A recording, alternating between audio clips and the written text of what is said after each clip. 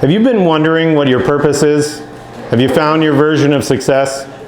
Are you wondering what drives you and gives your life meaning? So are we.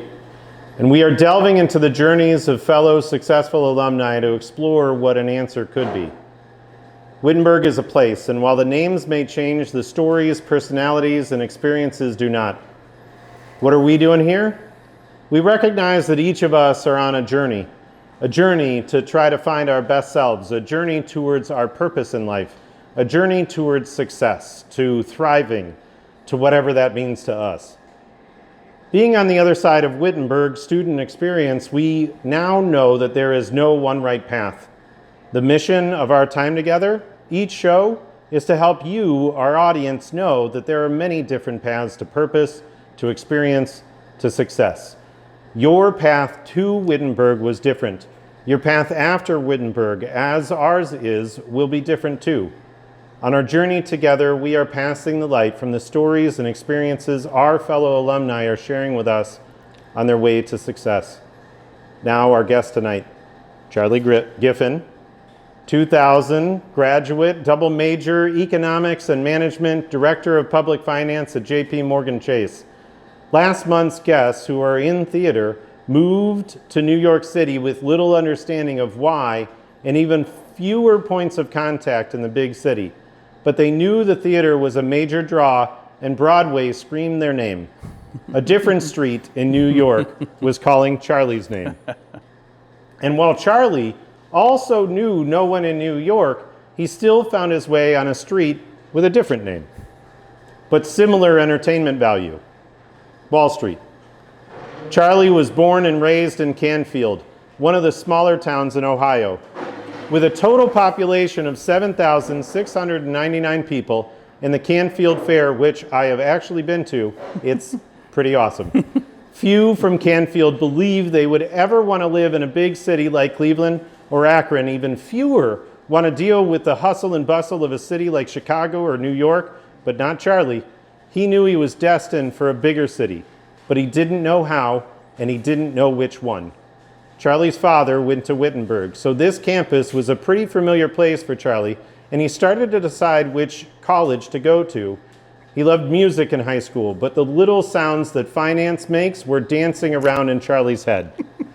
While there was no seminal moment for Charlie while at Wittenberg, between his advisor on campus, Larry Gwen, an economics class, and an introduction to public finance, he thought the end game was becoming a certified financial planner and getting a job at a Fidelity or an Ameriprise or something like that. But life had something bigger planned for Charlie.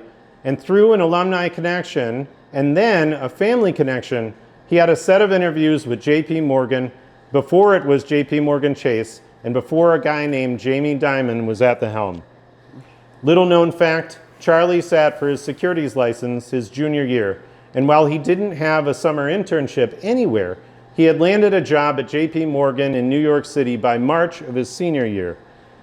Makes graduation that much easier. Now knowing no one in New York, he moved to Jersey City and commuted to Manhattan, knuckling down for the first two hardest years of his career. Charlie has spent most of his career in public finance, aka he helps cities and towns finance their biggest community-changing projects. In a way, he helps communities build the dreams that turn into the projects that help them morph into better communities. Wall Street, as Charlie will openly admit, is not what it was like when he first arrived on the scene.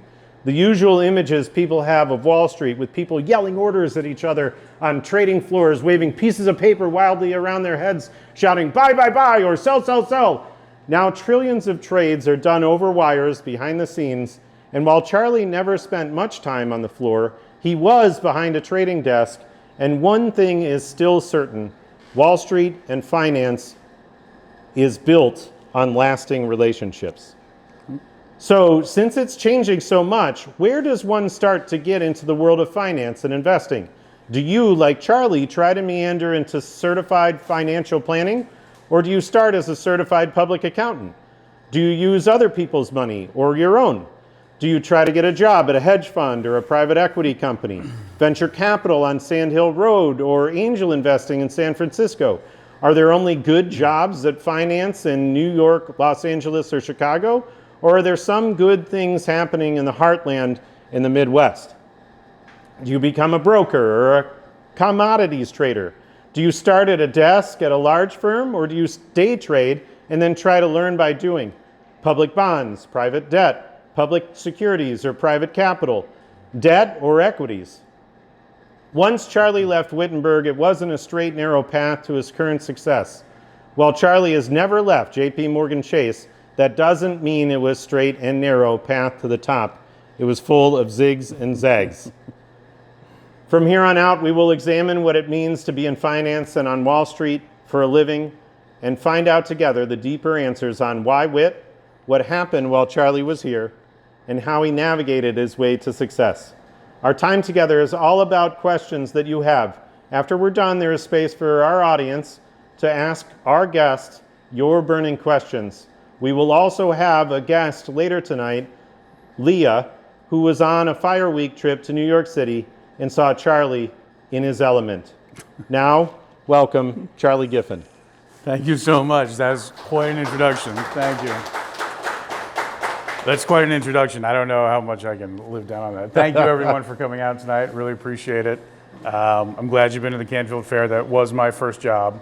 Was mixing. First job? My first job was mixing lemon shakes and snow cones at the Canfield Fair. Wait, so those big things in the big yellow with the lemons on them and all fresh, that? Very fresh. Sweet, basically sugar with a little bit of water and a touch of lemon on it. You've been to the fair. You got it. And then what else did you do? And snow cones. It was snow a combo cones. stand. So more sugar with a little bit of ice. Yeah. Very popular at the fair. Oh my God, the line must have been crazy. It's first job. And 15, 16 years old. Yeah. 15, 16. Yep. I think 16's the It was the fair. The fair. Okay. Yeah. Under the table, it was the fair. All right. And so, did you love that job, or was it just meh, and it was the Canfield Fair? It was a good experience. It was a good experience. that's so, I get what you're saying. Yeah. Okay, so from Canfield, why Wittenberg? Well, as you mentioned, I knew Wittenberg just growing up. I think a lot of folks, the legacy following with Wittenberg is obviously extensive and real. I know so many people that have come through as legacies, and people that their whole extended family attends Wittenberg, Also fair. So I knew it growing up. It was very familiar to me, and ultimately just felt like a really good fit in terms of pursuing economics and management. I kind of knew I wanted to do, and pursue some other things, music, other. It was just very comfortable and became kind of an easy decision, all things considered.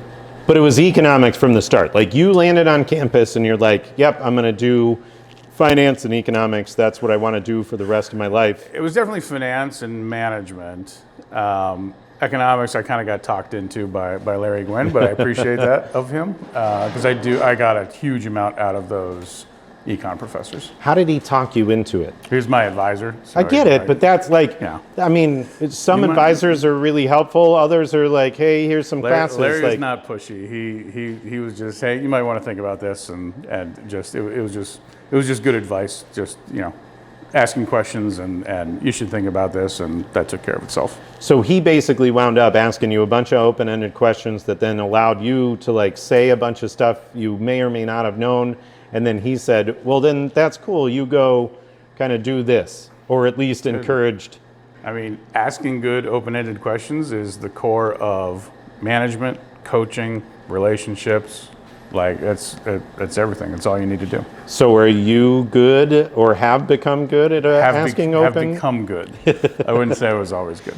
So when did you find out that open-ended questions were the thing that you kind of needed to know and learn? And I've had formal management training in J.P. Morgan, and I actually did an MBA at one point. And the formal coaching training, the modern elements of coaching, the modern elements of high-performing teams is around this model of one, ask more questions than you give answers. Right. Listen more than you talk, and creating an element of I don't want to say safe space, but essentially a psychological safety to be able to have a deeper level of conversation, right? Because if I'm trying to give feedback or I'm trying to extract information, right, that exchange doesn't happen if there's not a comfort about the conversation.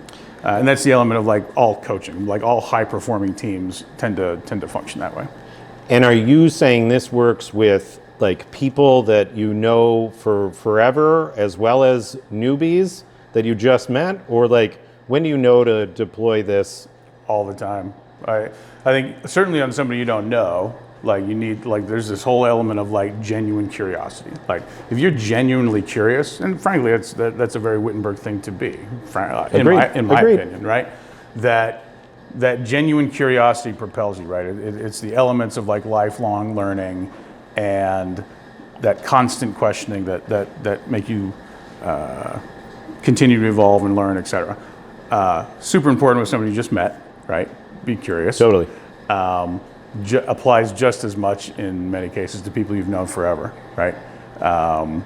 Especially in a management context, right? Sure. Honestly, you just never know what's going on with somebody. You can't assume that you know what's going on with somebody until you create those elements of seeing how people are doing. So modern kind of quarterly check-ins or monthly check-ins should always start with, how are you doing? Right? Because the open-ended question. Yeah, how are you doing? And that person might choose to talk about their personal life or their business or their sleep or their future, right? To figure out what's really on their mind. But aren't you, especially New York City, finance, hard-nosed, all that kind of stuff, isn't asking questions anathema to knowing the answer? Like, it's the opposite. Like, doesn't that make you a little vulnerable and look like you don't know what you're doing? If you're asking questions. I know that you know the answer to this, but I appreciate the leading question. But yeah, that was not open-ended.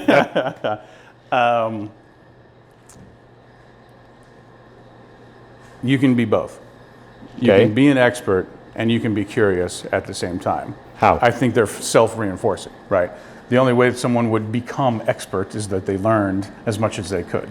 So I think that's a self-reinforcing concept. Now, the negatively reinforcing is that I don't know the answer to this question, but I don't want anyone to know that I don't know the answer to this question.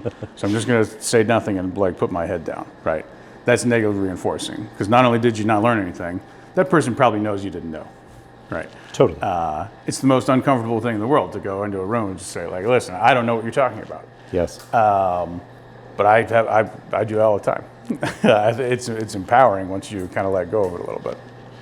And what do you wind up finding out as a result of being able to let go a little bit?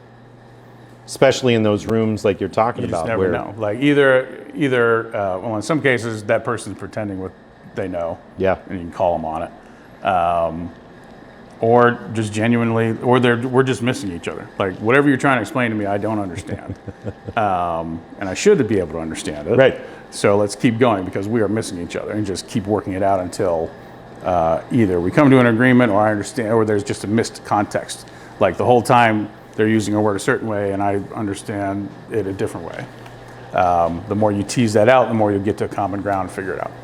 And can I do some of the, I'm sorry, I'm just like, this is fascinating to me that we would wind up here. I didn't know we were going here. Can I use this in my first and second year in the big job that I've aspired to get to? Or do I have to like look like I'm super intelligent in the first and second year or third year, and then I can kind of slowly, as I kind of move into position and know what I'm talking about? And that statement also assumes that I don't know what I'm talking about in my first and second year, which you and I both know is BS. Oftentimes they're coming in, there's worldly things that might not be known, but there's plenty of actual knowledge sitting inside. So I guess I'm trying to frame my question correctly, which is, hey, can I ask open-ended questions right off the rip, or do I have to wait a little bit? Day one. Day one. Best counsel is day one. Like, it's a balance, right? And in some cases, paradoxical, right? Yeah, you shouldn't ask stupid questions. That's actually true, right? No question is a dumb question. No, of course. There are stupid questions. Right.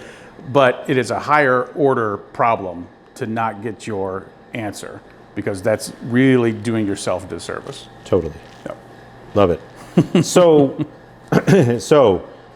Wittenberg is a comfortable place. You've been here a bunch. Your dad's here or was here, so you spend time here. It feels like home. I'm putting words in your mouth. Sure. You come here, and then it's like, yep, I know the answers. I know where I'm headed. It's a perfect scenario. Or was there some meandering on campus?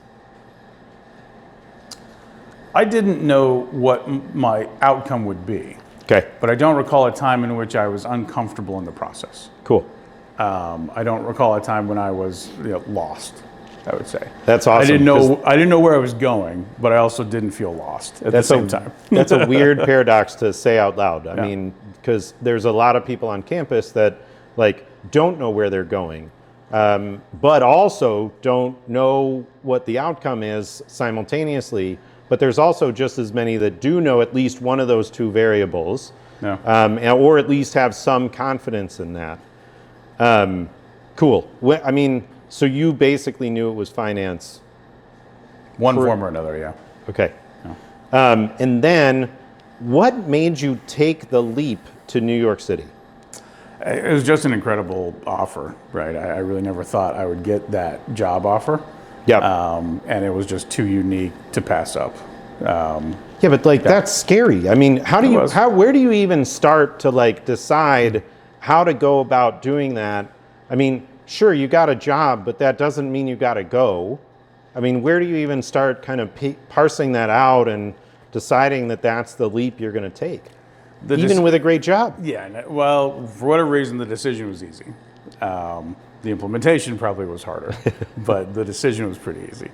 And then just start going about, okay, how to figure out how to have an apartment there and figure out how to live in New York on an entry-level salary, which was generous, but still, like, it's hard. It was difficult. But it got down to the basic blocking and tackling of like, okay, cool. I need to sign up for the apartment, and then I need to figure out my way to get to work and those types of things. It was like once you had the job, then it was just that basic blocking and tackling and making sure. And you're a bit of a fish out of water, right? It wasn't overly comfortable to start, but so when I started, it was working, on average 70-ish, 80-ish hour weeks.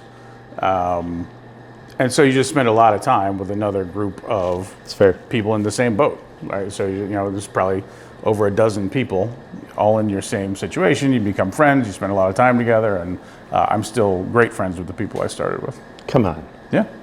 They became roommates and friends and weddings and, not all of them, but, a good core of them. Some portion of them better than double digits, right? Percentage-wise, would be my guess. Yeah. What possessed you? Like, who in their right mind sits in their junior year for their securities? I felt like I needed an edge and just something unique about what I was doing, and that was just an interesting story. So you do need to be sponsored for these things. And I had an uncle in the business and talked him into sponsoring me. How did that conversation go? It was pretty quick. And he was just like, yeah, sure, I'll sponsor you, no problem. Yeah.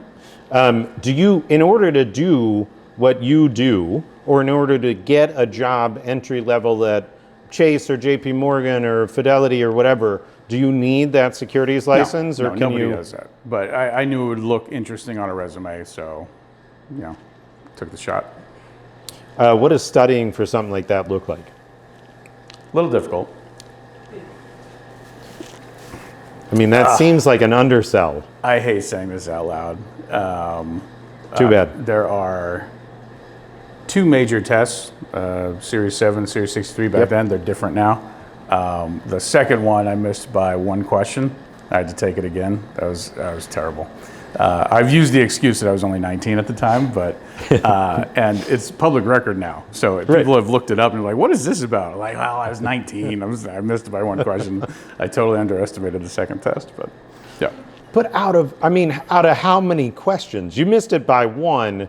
Out of how many questions? Like, let's just put it in context. The first one's harder. It's like, oh my gosh, this is a long time ago. I don't even remember. Great. The first one's like 250 questions. The second one's only like 50. But I needed that one more. So there's so many different options on finance. There's so many different ways you could slice and dice it. Why public finance? So one was the group that I got introduced to, right? But I do have an underlying affinity for what they do. Frankly, I covered higher ed for some period of time as I was coming up, and just the business of higher ed I think was always fascinating. So I was involved in student senate on campus and had a degree of activity with how the place is run. I think that's fascinating, and being able to help colleges fulfill their mission was an interesting aspect. Now, that also applies to a lot of other lines of business within that group. Totally. So it's not-for-profit hospitals, Mercy Health here, not-for-profit hospital, Right. They have capital needs. That's a massive system, multi-state. So we help them issue bonds to fund new hospitals and a number of other services around that. Then there's the state and local government stuff. We're actually doing a deal for the city of Columbus in a week or two, which is very cool. Sure. You're not allowed to talk about it? That's public, yeah. That was public. So any number of different, it's Ohio Turnpike, it's Ohio Water Development Authority, right? A lot of the, that's infrastructure, right? It's the things you don't see. It's the thing you only see when it doesn't work. Yeah. Right. Water, sewers, yeah. When the lights don't come right. on, or the water doesn't work, or the pothole in the road. That's kind of the core of providing finance for that. So if you're building a new leg of the Ohio Turnpike, right? That's a 40, 50, 60-year asset. You don't necessarily want to pay cash for it up front. So you borrow for it to pay it back over time. You pay your tolls for the next 40 years, Sure. and that pays off the bonds. AKA, you got to have revenue streams in order to do that. Yep. And that's where you start digging in and trying to figure that out. Mm-hmm. But to rewind, it almost sounds like the way you were describing it, public finance marries kind of, politics is such a loaded word, You're but you navigated the political landscape on campus, meaning student senate, blah, blah, blah.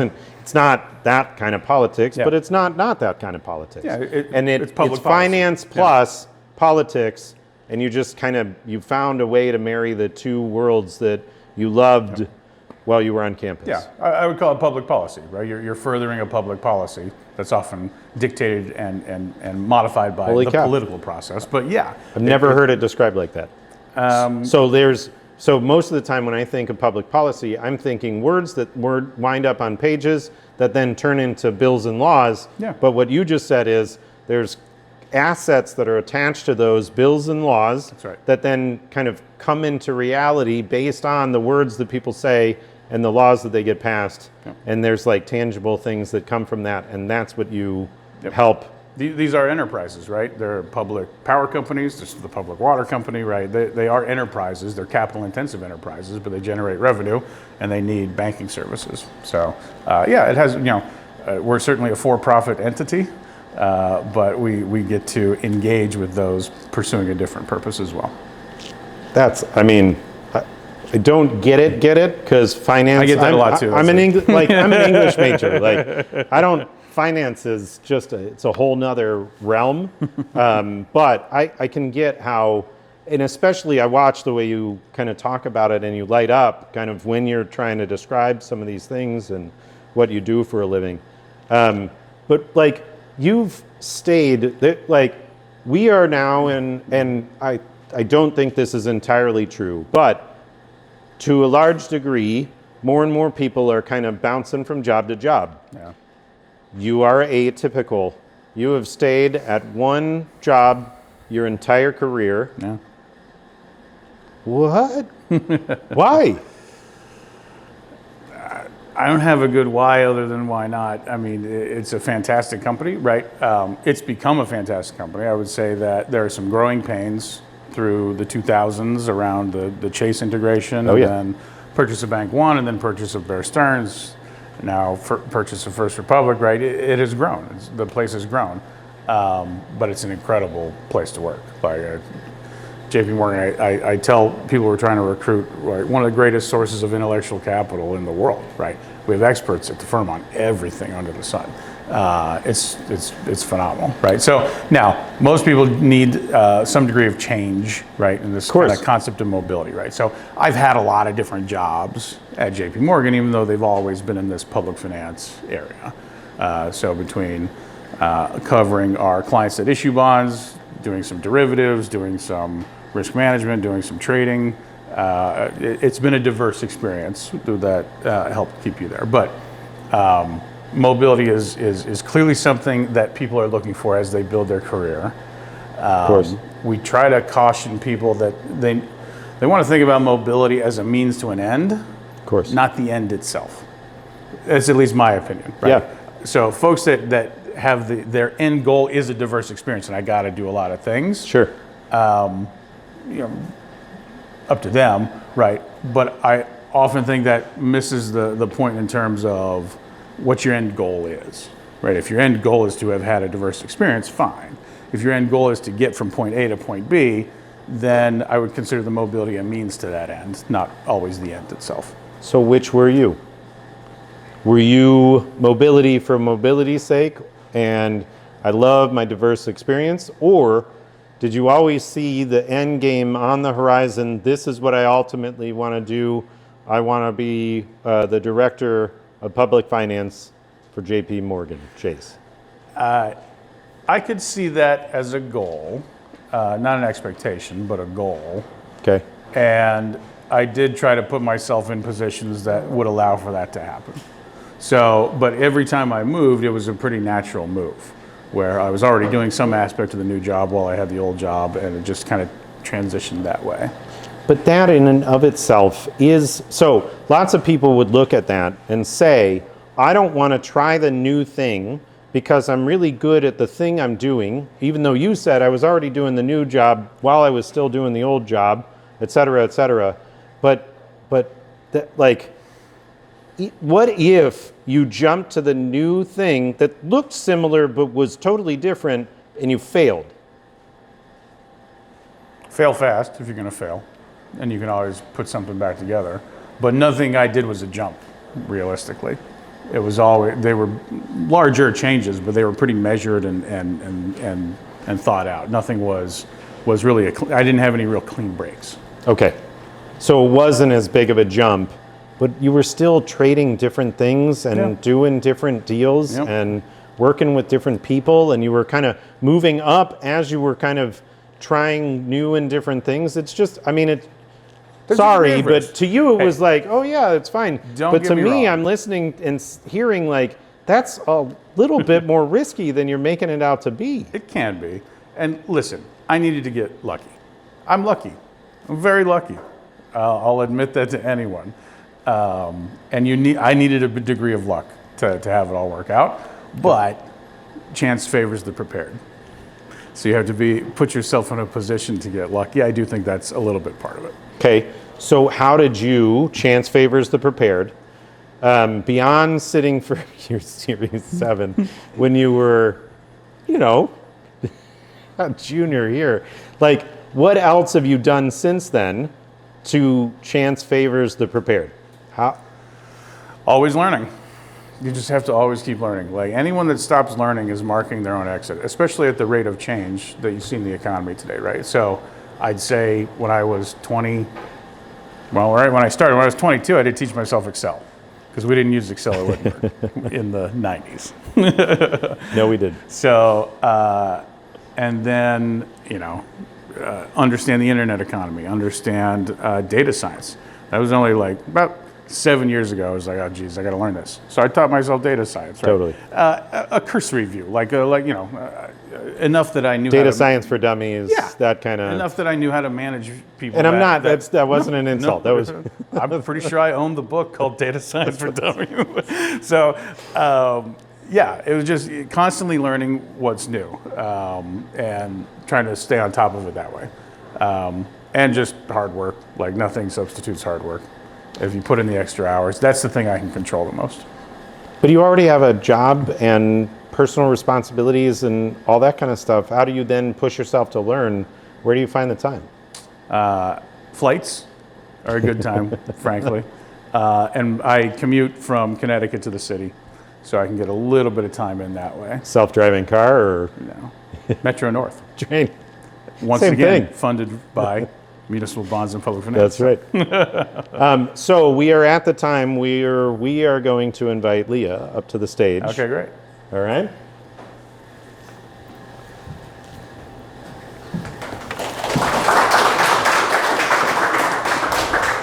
So I'm going to pass you the mic from time to time, all right? Okay. Yeah. Why are you on stage with us? I'm on stage because okay, thank you. You're welcome. I attended the Fire Week trip this past spring. Okay. Yeah. To New York. Okay. And what was that all about? And basically, it was just with some of the kids in the business department. We had the opportunity to just go to the city and talk to all these alumni, go to their actual workplace, and they kind of gave a presentation on kind of their day-to-days. Went to JP Morgan, saw Charlie. It was awesome. Very, very cool experience. Awesome. And where else did you go along the path? Yeah, so we went to Human Scale, we went to Expedia, I'm trying to think what else we went to. NBA, which was really, really cool. That's awesome. Yeah, and then we also went to City Hall. We had an alumni there, so lots of different places, lots of different varieties. So. And who was your professor for the trip? We had Dr. Wilson and Meermans, so they attended. Good recall. Yes. Nice work. Yes. All right, so you show up at JP Morgan Chase and you walk into their very small offices and you meander through the hallways. Like, tell me, what was that experience like? I mean, everything was very fancy, very nice. Walked in, I was like, wow, this is like big time. We obviously couldn't go to certain places, but it was very cool. We went into like this meeting room with Charlie, big long table. We're all sitting there kind of looking at each other. I'm like, it's kind of nerve-wracking, but it was really, really cool experience. Yeah.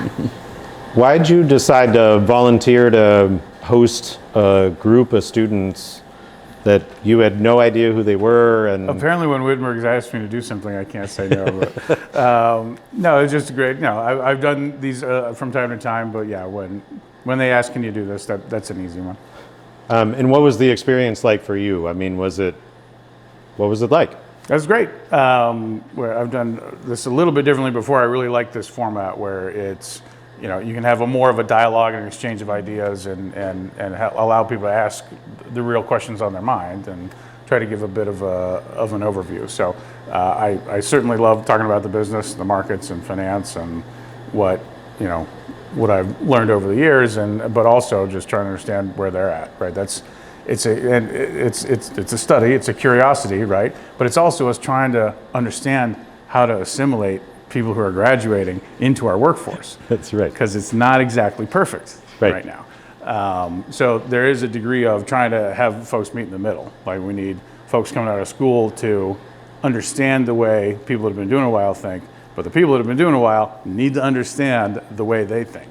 And if you're not meeting in the middle, you're going to miss each other, you're going to have turnover, you're going to have burnout, you're going to have a mixed employee relationship. So wait a second, we've talked through this whole time, you are finance, but you've basically just alluded to the fact that you're also management and you manage people. I thought you just sat behind a desk and that was it.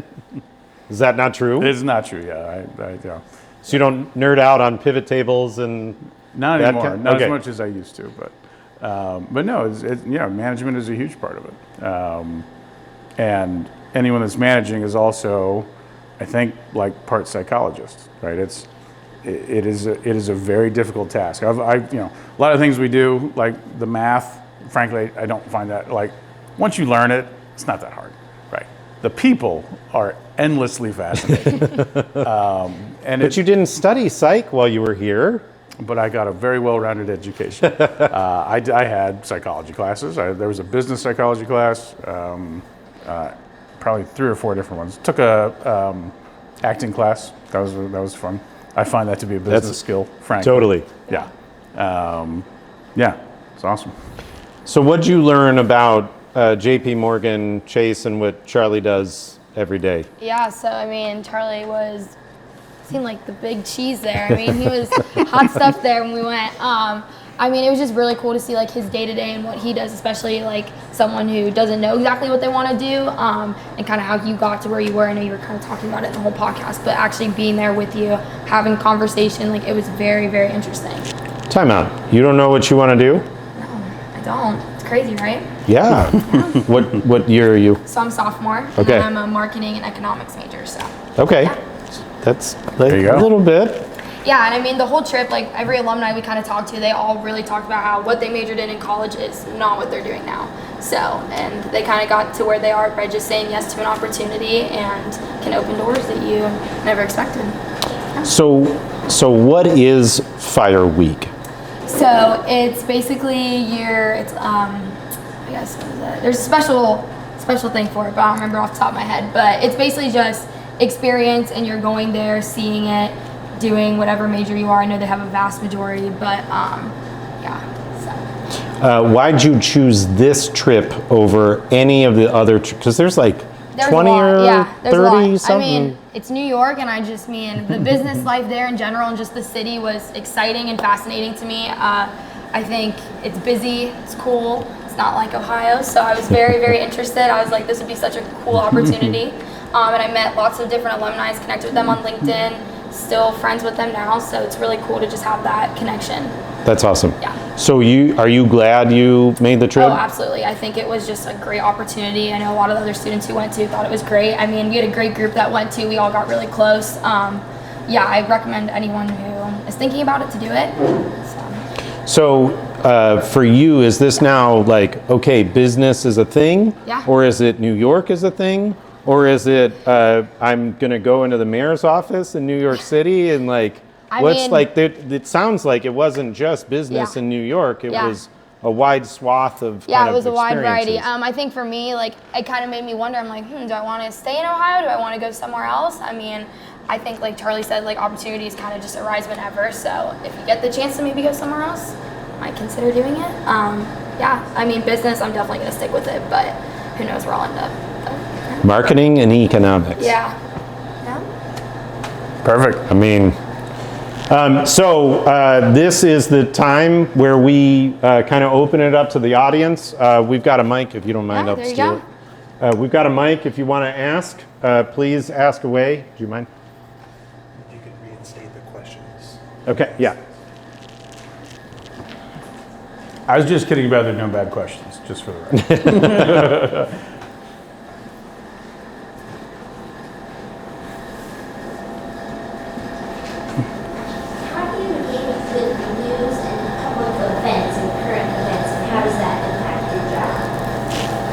I repeat it? Yes. So the question was, how do you engage with the news and current events, and how does that impact your job?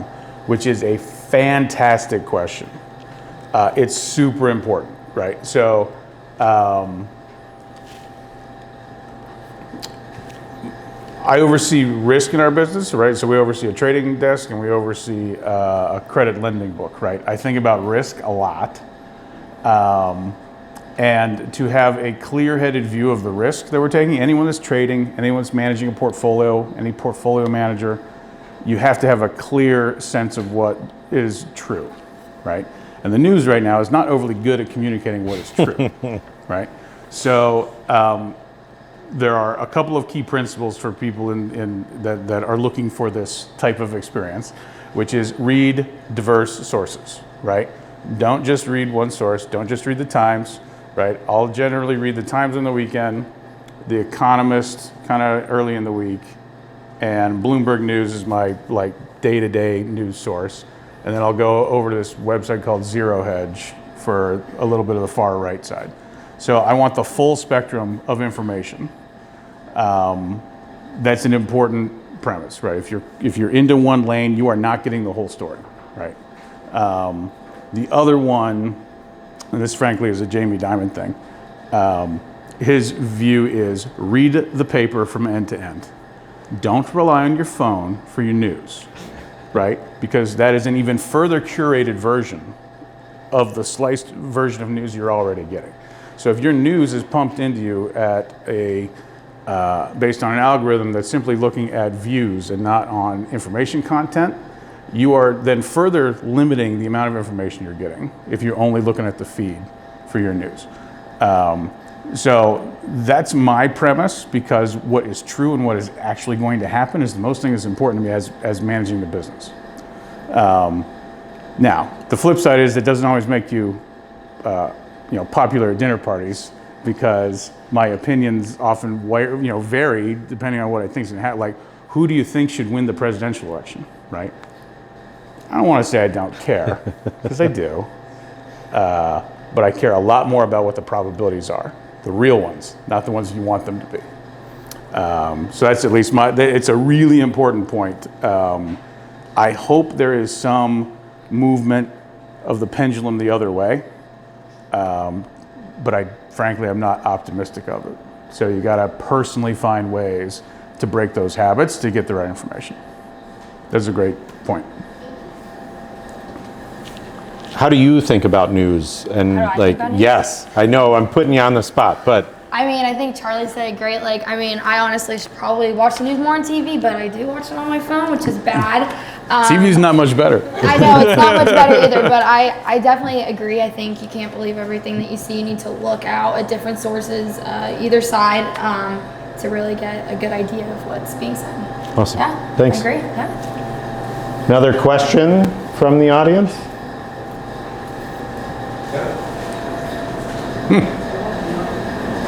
So if you could change one thing, if you could go back in time and change one thing about your time at Wittenberg, what would you do differently? The question was, if I could go back in time and change one thing about what I did while at Wittenberg, what would that be?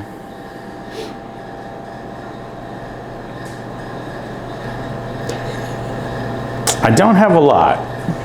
I had a really good time, to be honest with you. The first thing that occurs to me is there are relationships I had on campus that were permanent, and there were relationships I had on campus that were not. And at the time, you can't really tell the difference. Wow. You only figure that out 5 years, 10 years, 20 years, 50 years down the line. So what I thought was really important on campus among my relationships might not have been the longer term vision. So that's the really- only thing I can immediately think of. And every time you come back to campus, you remember some of the good ones and some of the bad ones. I'm tempted to put you on the spot, but I'm not going to. I Okay. mean, like, just want you to I mean, know that. I'll agree with what he said. I mean, Ditto. yeah, yeah. Things aren't always temporary. Totally. Any other questions for Charlie or Leah? I don't know if that mic's on. I know you said you were a part of Student Senate. What other organizations on campus, whether it's Greek Life or any other student organizations, were you a part of, and how did that help you develop skills for your job? So I was Phi-Sci. Ended up doing like treasurer and president of Phi-Sci. And I was treasurer and president of Student Senate, so 2 separate years. Those are the main, I was in, did jazz and music and instruments and a handful of the other types of things. Those are the major ones. So I was curious in leadership roles, obviously around fraternity and for Student Senate. That was something that interested me. It was an interesting thing to study. That certainly prepared me for thinking about management and leadership and longer term. It was also maddening and really terrible jobs in some cases, especially around the fraternity stuff. Right, it's a difficult job. I don't overly relish that experience. I think the way I do overseeing a student budget. You know what I mean? But they all prepare you in different ways, I would say.